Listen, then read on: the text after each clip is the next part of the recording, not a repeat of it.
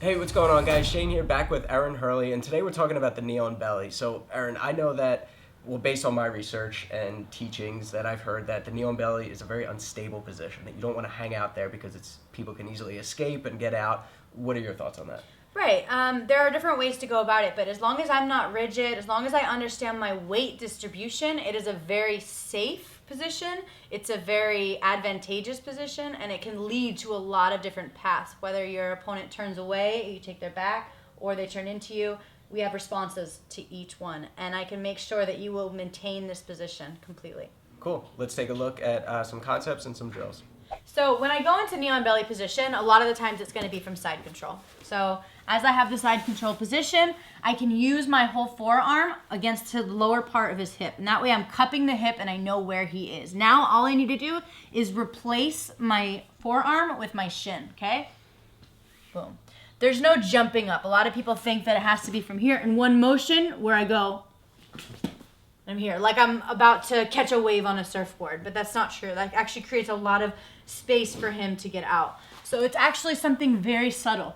Just here, I place my hand on his hip so I know that he's not going to hip out.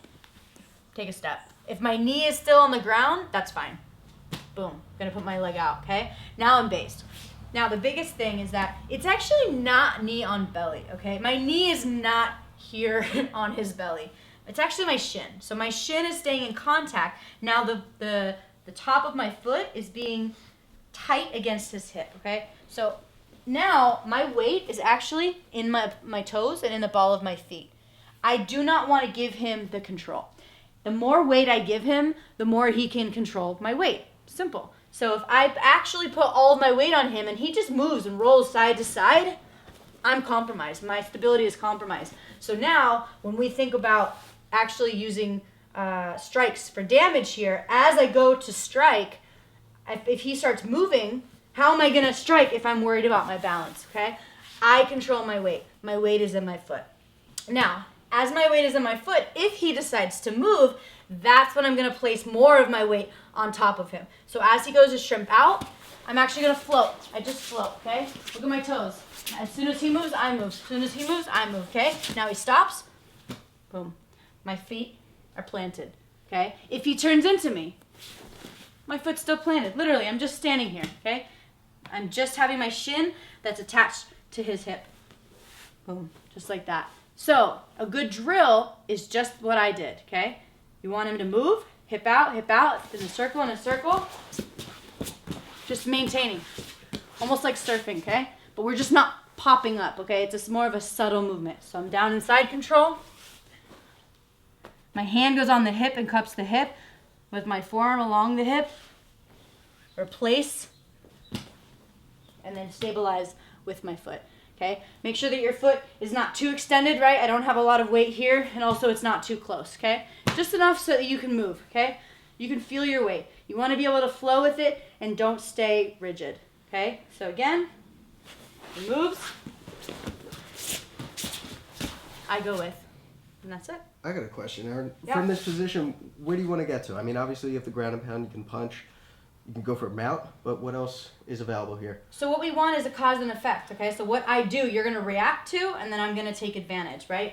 So a lot of the times if I'm striking, you're going to be able to hide, and maybe that means that I can slip in a submission, right? Yeah. Or most of the time they're going to turn away. He turns away, that's fine. Chest to the back, take the back, okay? So you're always in a position of moving forward, and if you have to go back to side control, if you turn in, and I go back to side control, I'm back where I started, and I can do the same exact thing again. You're not going back at all. Right.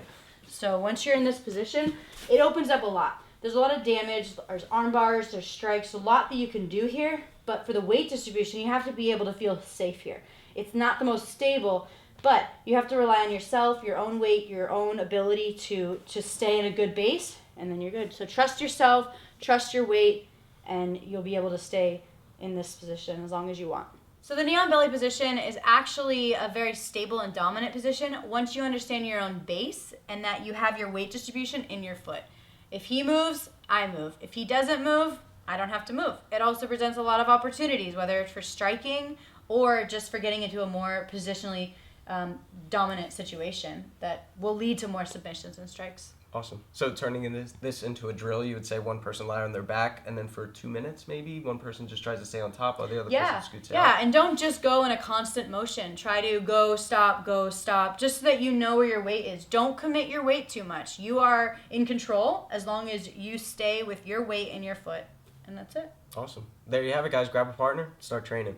Until next time, be sure to subscribe to get the fight tips before your opponent does. I'm Shane. Erin. Fight tips for the underdogs.